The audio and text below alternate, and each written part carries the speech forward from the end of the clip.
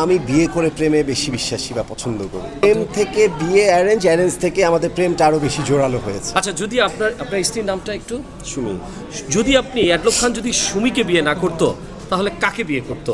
যদি সৎসাহস থাকে অ্যাডলব খান বলবে, তাহলে কাকে বিয়ে করতাম? হ্যাঁ, আমি ইচ্ছে ছিল। একটা এমন কাউকে বিয়ে করব বা করতাম যে আসলে সবার আগে যে কারণে সুমিকে আমার পছন্দ, যে আমাকে বোঝে, আমার পুরো সারাউন্ডিং, আমার এনভায়রনমেন্ট, আমার সাজসজ্জা, আমার অ্যাক্টিভিটিস, আমি যে ব্যক্তিটা, আমি যে কাজটা করছি, বা আমি যে মিডিয়া পার্সোনালিটি, আমার যে মানে আদা বা অ্যাক্টিভিটিস, সেটাকে সে চমৎকারভাবে ভালোবাসে। তো এই ভালোবাসাটা যে মানুষটা বাসবে এবং আমার কোনো কিছু নিয়ে তার কোনো মাথা ব্যথা থাকবে না, কিংবা আমাকে কখনো কারেকশন করতে চাইবে না, কিংবা আমাকে কখনো এটা কেন এরকম, ওটা কেন এরকম না, এরকম কোনো পরিবর্তন করতে চাইবে না, আমার আমিকেই যে ভালোবাসবে, আমি তাকেই বিয়ে করতাম বা করছি বা করব।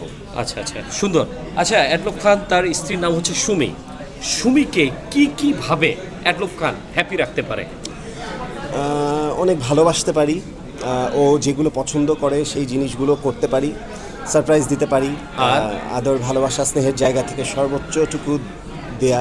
একটা মানুষের মানসিক শান্তি, মেন্টাল হেলথ যেটাকে বলে, যতটুকু ভালো রাখা যায়, সেটা হচ্ছে সবচেয়ে বড় পাওয়া। তো আমি ওকে মানসিকভাবে সবার আগে, বা একটা বলে যে যেটা মিউচুয়াল আন্ডারস্ট্যান্ডিং বলেন, বন্ডিং বলেন, সেই জায়গাগুলোতে আমি সবসময় এগিয়ে থাকতে চাই এবং ওকে সেইটা আমার 100-এ 100 দিতে চাই।